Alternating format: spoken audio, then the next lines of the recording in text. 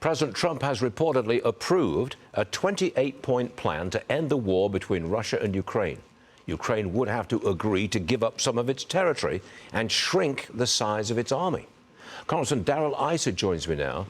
Congressman, do you think Zelensky would agree to a deal like this? I think the reality on the ground in Ukraine is very similar to, maybe not as protracted, but similar to Northern Ireland or the situation we faced leading up to the Dayton Accords. The facts on the ground, the will of the people in the area, and the reality that both sides need to find a lasting peace creates President Trump's leadership for that 28-point plan that does do a reality about some of the land, including Crimea. I mean, what's Putin? Putin wins. You get a deal like this, and Putin has won.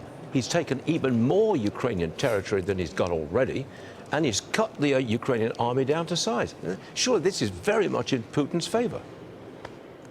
Well, there's a lot of things, Stuart, that need to be included, that are talked about in this plan. Certainly, if we had an election in Crimea today of which country to belong to, they would vote to be Russian. At the same time, some of the territories taken recently need to be returned. There needs to be a plan for reconstruction. Most importantly, though, we need to realize that the status quo is not acceptable. Endless war, the depleting of the human beings, particularly men in Ukraine, does know a limit. And the president wisely has determined that a lot like Northern Ireland, and I use that example again, when they didn't reach a peace agreement where somehow the British were marched out, they reached a situation in which the governments could work together, in which they could reach peace without resolving the history of colonialization or past occupations. That's not great.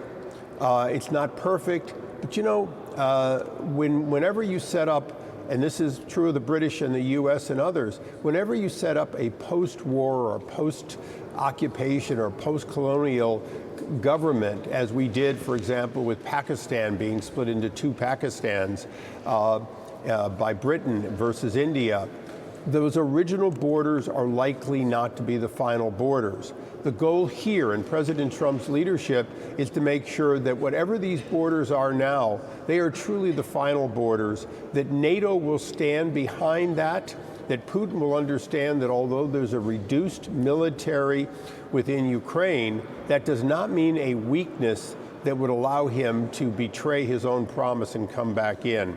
And I think that's where President Trump's leadership to make this end on his watch is so important. Okay, we got it. Congressman, always a pleasure.